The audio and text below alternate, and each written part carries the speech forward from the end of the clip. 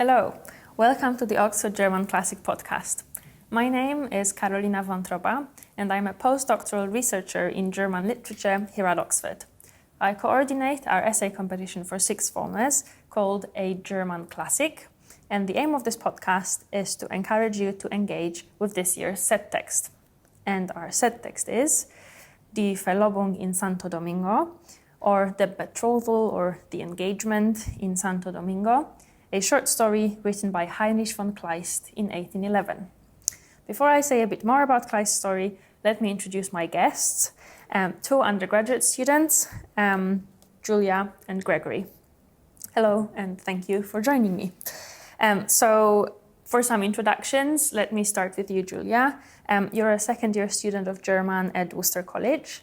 Can you tell us a bit more about whereabouts you're from and what you have enjoyed in studying German literature here at Oxford? So I grew up in Cambridge and I went to sixth form in Herefordshire. I think the thing I appreciate most about studying German here is that there's so much opportunity to study exactly what it is you're interested in and to find the different areas of your own interest throughout the course and kind of trace patterns in that way.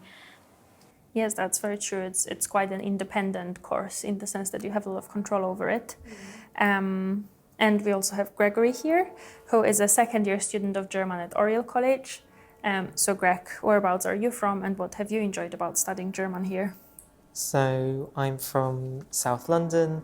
I studied German at sixth form in Wallington and come here to do German. And I think what I enjoy most is some things that I didn't necessarily expect to be studying, but I've really enjoyed doing more medieval literature, particularly the Arthurian legends. So I have quite enjoyed the unexpected parts of the German course.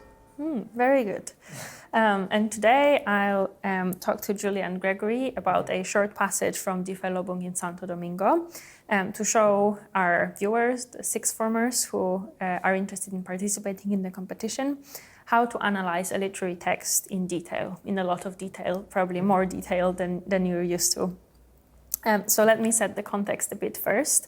Kleist's story is set in the Caribbean, in what is today the Republic of Haiti, at the time of the insurrection of self-liberated slaves against French colonial rule that led to the country's independence in 1804.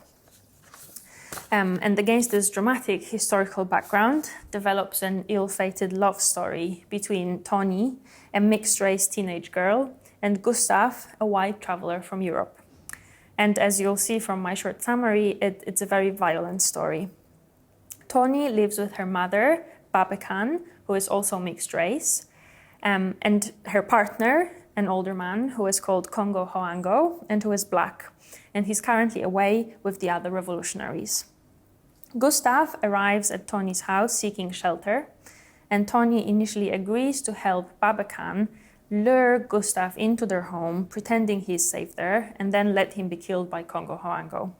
But then she falls in love with Gustav. He proposes to her.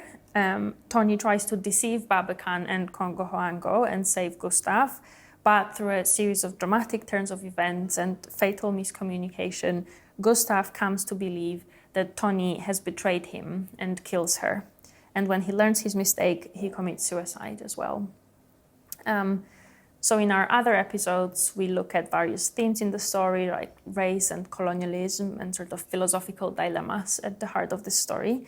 But today with you, I will look closely at a passage from the story. And the passage we're looking at comes in the first half, when Gustav tells Toni that she reminds him of his dead fiancée, Marianne, who was French. So let's start by just introducing the passage. In this passage, there's a stranger who I presume is Gustav, and he's explaining to Toni what happened to his late partner, and he's saying that Toni reminds him of her, and that makes him sad because she died when there was a search put out for his arrest. He went into hiding. They found her and assumed that she was an accomplice and took her to be executed. He jumps out at the last minute to say, "I'm here, kill me, not her." And she says, "I don't know this man." And then they kill her and he's very sad. And then it's kind of got a suggestive ending. Yeah, we'll come back to that ending. Do you guys know what revolution is referred to here in this passage? Because this is not yet in Haiti, where the Haitian Revolution is happening. Do you have any guesses as to which revolution is referred to here? I'm assuming it's the French Revolution, Yeah. since the fiancé is French, and it talks about him returning across the Rhine to Germany. So I assume he's in France when the revolution takes place and all the executions start happening. Yeah, so he is Swiss himself. The revolution referred to here is the French Revolution, which takes quite a violent turn, and everybody who is suspected of being a traitor is executed.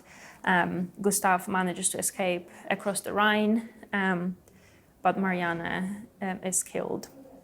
So my first question is, why did Marianne pretend not to know Gustave? Why did she sacrifice herself? What do you think? What does the text suggest?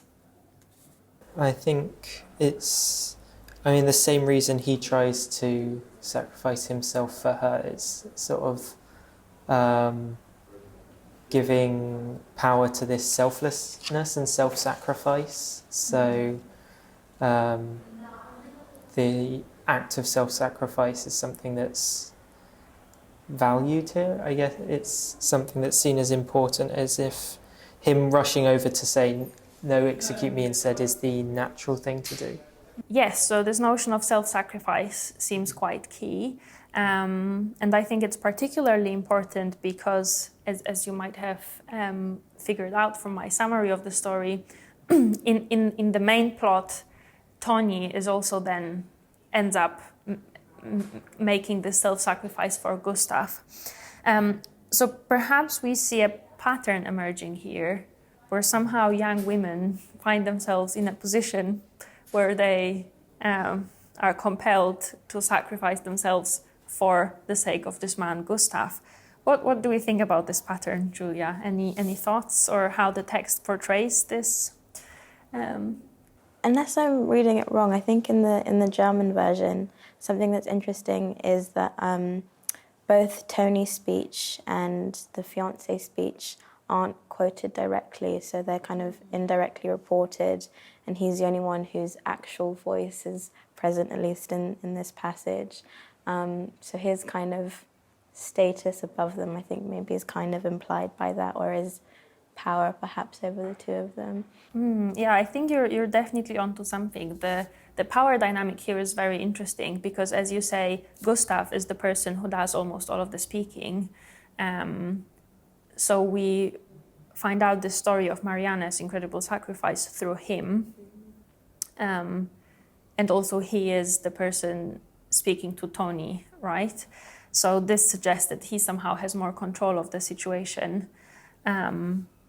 What else is interesting here about the way that Marianne's self-sacrifice is portrayed? Does anything else strike you as interesting?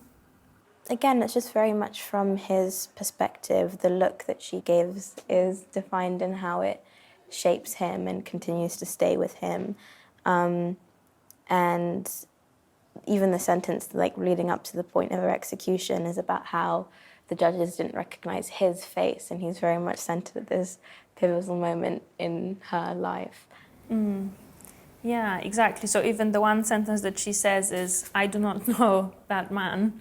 So it's somehow the whole question that seems to be at the center of this whole scene is knowing Gustave, people recognizing or not recognizing Gustave, or claiming to know or not know him. So somehow he is so central to this story in a strange way, given that this is the story of Marianne's self-sacrifice. And why do you think does Gustave tell this story to Toni, and especially chooses to compare Toni to Marianne. What do you think, Greg? I think part of it is the sort of romance that he's trying to engage in with Toni, and so sort of at the end of the passage you get this sort of suggestive moment where sort of in the act of him mourning they become very close. So her sort of comfort to him is almost sort of fuel for the romantic encounter.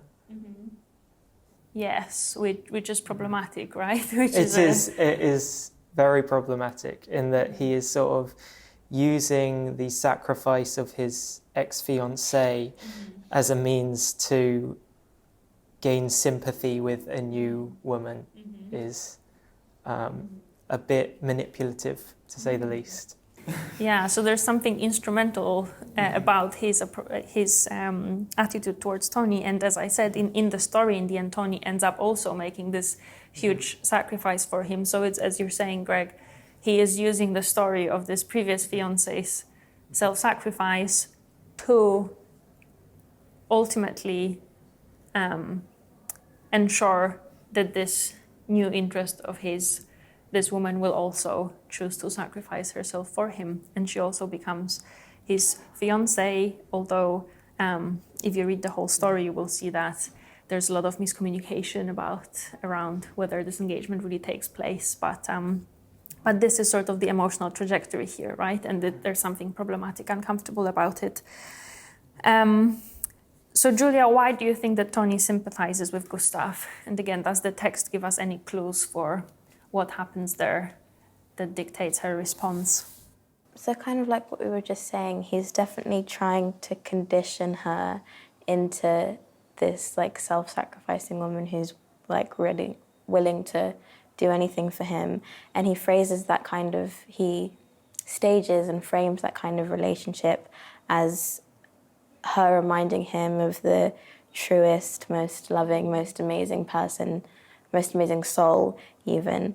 So he's trying to make her feel as though that having that kind of unconditional love for him would by default make her a noble person or a good person even, and maybe that's something that she's drawn to, that celebration that he kind of has of her.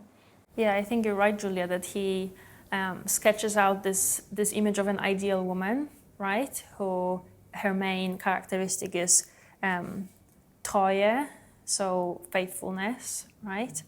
And with this very suggestive portrayal of what this entails, he doesn't say explicitly, and so I think, Toni, you should be like that too. But as you put it, Julia, he frames the whole conversation in a way that sort of pushes Toni to adopt this position that has been vacated by Marianne, as it were, right? And I think part of why Gustav's appeal to Toni is so effective is all the emotionally loaded vocabulary that he uses here. And Julia, you've already mentioned some, that he calls Marianne die treueste Seele, so the superlative, the most faithful, and then not just person but soul. So, Greg, why do you think this mention of the soul might be important, or why does it heighten the whole rhetoric? Well, I think part of it is ultimately what Marianne does is self-sacrifice. She loses her life, but by praising the soul, he is, placing more importance on this sacrifice as something that survives death. So it's like, yes, if you were to self-sacrifice yourself for me, you would die, but your soul would be so pure and so wonderful that it would survive death. So I think he's implicitly entering this sort of very abstract moral register. And then he also says, die treueste Seele unter der Sonne. So again, very, exaggerated, hyperbolic language. Can you give me some more examples of this very intense emotional register that Gustav employs here? I think part of it is the villainization of the revolutionaries. So they're so he calls them unmenschlichen, so they're unhuman, and so butchers as well. He calls them ungeduldigen Blutmenschen. So by villainizing them, he sort of creates this contrast between the pure self-sacrificing woman and the demonic forces of revolution and violence, which in a story about a racially segregated society in revolution, ultimately is trying to inform her position on the revolution in her own country, which is again very manipulative and quite dangerous. Yeah, this is something that we talk about in the episode on race and colonialism, about how those parallels between the French Revolution and the Haitian Revolution are quite complex. And the part of it is, I think you're right, that Gustave, by sort of denouncing this violence, is sort of suggesting that the violence of the black revolutionaries in Haiti is, morally wrong, but he is not taking into account the violence perpetrated on the former slaves, right, that they are responding to. So again, he's trying to condition Toni to position herself in a certain way in her own situation, her own life. Great, yes. And so I think you're right, Greg, when you said that Gustave sets up this contrast between the purity of Marianne and the brutality of the revolutionaries. And Julia, how do you think he positions himself in relation to the pure goodness of Marianne and the horrible awfulness of the revolutionaries? Where is he in this landscape? I think he does a good job of kind of evading any sense of blame or seeing himself as a cause.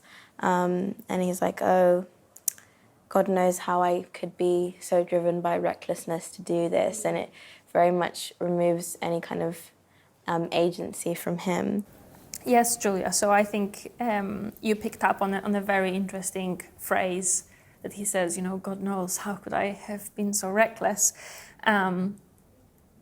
And I think you're absolutely right that this is a way of sort of shifting or somehow dissipating blame or responsibility, right? And I think there are some other phrases in this passage that are a bit similar, that they somehow shift the responsibility or the agency or the control to, God or fate or just some sort of external force that Gustave himself just doesn't have any control over. So can you, Greg or Julia, can you give me examples of phrases like that elsewhere in the passage?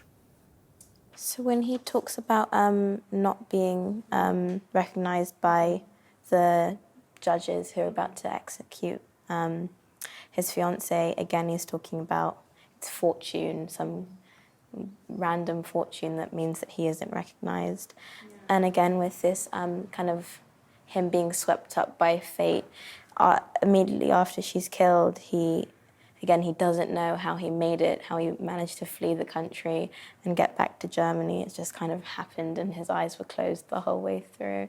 Exactly, yeah. As ill fortune would have it, right? That they didn't recognize him and that he doesn't know how, but he somehow escapes. So why do you think, Greg, what's the effect of Gustave framing his story in this way, as though he actually had no agency?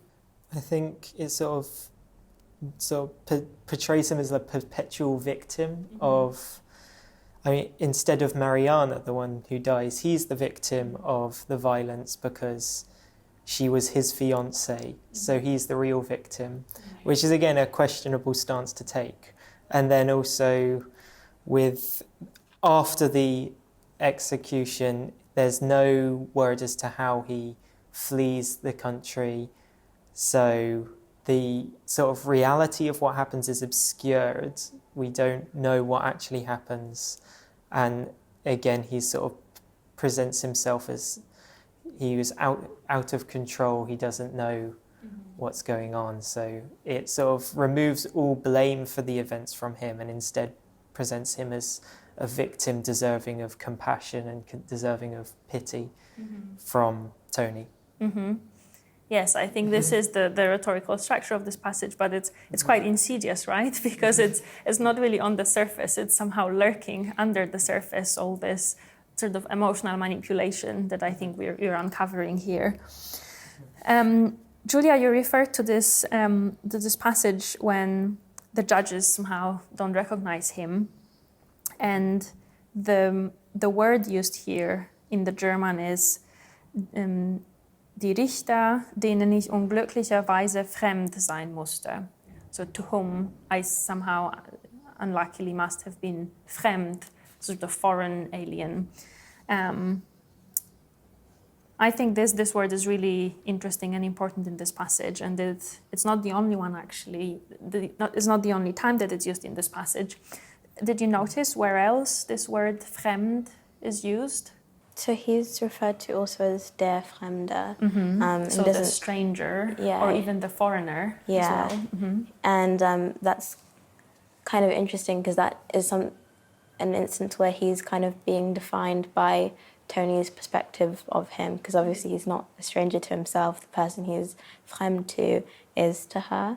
Yes, and she is always referred to as Toni in this passage, right? So it's this strange, it's not Toni Gustav, as it is in a lot throughout the story.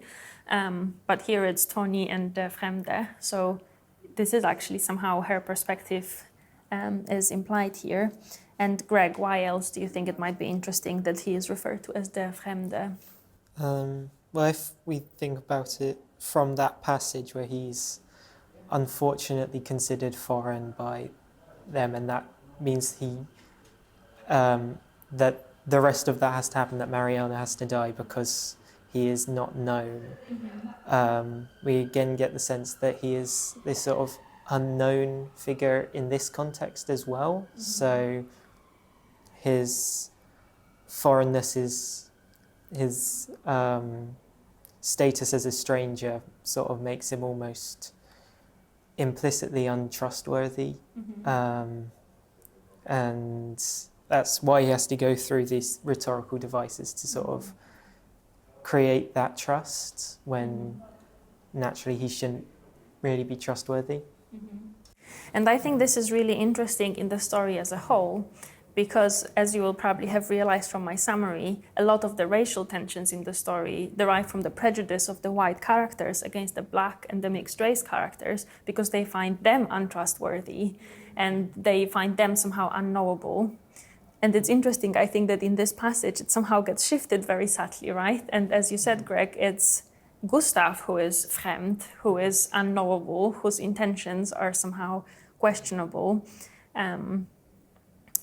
And it's one of the ways, I think, in which this story sort of destabilizes those prejudices, or somehow gives us a vantage point to actually critique those white characters from whose perspective a lot of the story is told, and to sort of question their motives and their character in the way that they constantly treat the non-white characters in the story.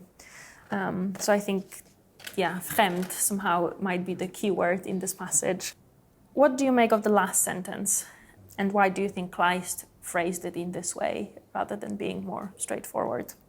I think it's kind of like in like a film or a TV show when you know that there's like a sex scene approaching and then the camera kind of moves aside or it fades to black.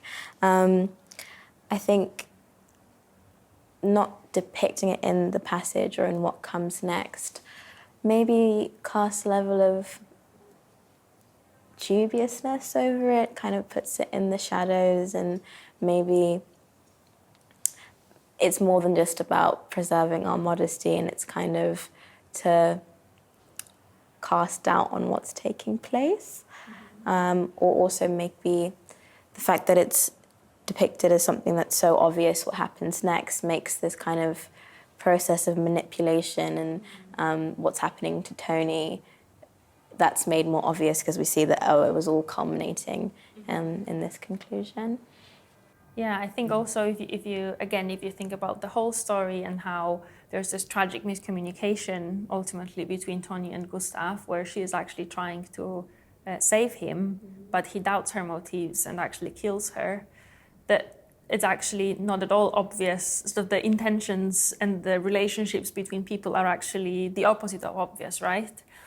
There is a lot of scope for misinterpretation of each other's motives. So in a way, it's actually very ironic that we have here this, everybody knows what happens next, because actually people in this story are not very good at reading each other and at understanding what their intentions are and what their feelings are towards each other. So I think you're right, Julia, that it sort of on the surface, it's the sort of conventional move of preserving our modesty. And yeah, I like your comparison to the camera, subtly moving away. But I think there's a deeper significance to it, to somehow question this whole encounter and what comes out of it. And what ultimately comes out of it is that Toni reads this sexual encounter between them as a symbol of their engagement, which binds her to him, but he clearly doesn't take it as seriously, or he doesn't fully realize how seriously she takes it, and this leads to her death,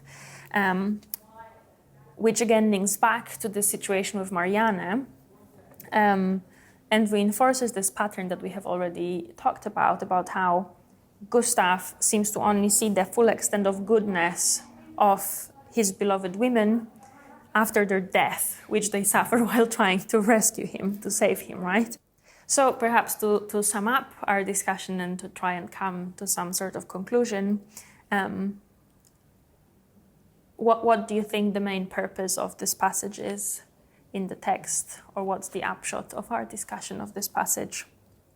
I would say that the bulk of this passage is the sort of rhetorical, manipulative technique that Gustav uses to sort of trigger this romantic ending to the passage, or sexual ending, and it's the subtle ways you can sort of critically read into that to see how he's manipulating Toni into this ending, which the writer Kleist seems to say is almost inevitable in that sort of last passage. We all know what's happening now. So it's sort of the rhetorical means that Gustav uses to get there. Mm-hmm. The kind of undercurrent of how these characters relate to one another and how they perceive each other's words. And it's interesting that it's not just Kleist's narration or the narrator's narration. The bulk of this passage is coming from a story we're being told by Gustav, and then we see Toni's reaction, and then we as readers have a different reaction, and this kind of perception of one another also links back to this idea of fremd and how perception plays into human relations and political structures and like interpersonal relationships as well. Yes, excellent. Those are great closing words. I think you're right. This very complex structure of not just being told a story as we are as readers, but actually being shown a story being told to somebody else, and having this layered structure of people sort of perceiving each other, misreading each other, manipulating each other, really forces us to reflect on our own activity as readers of the big story, Die Verlobung in Santo Domingo. So, Julia and Gregory, thank you very much for reading this passage with me. You did a great job. I hope our viewers will now have an easier time closely reading other passages in this story. And for those of you listening, have a look at our website or just search for Oxford German Classic Prize to find out more about our essay competition for sixth formers. Thank you for listening. We hope you enjoyed it and that you learned a lot. Do have a look at our other episodes of this podcast. But for now, bye-bye and tschüss.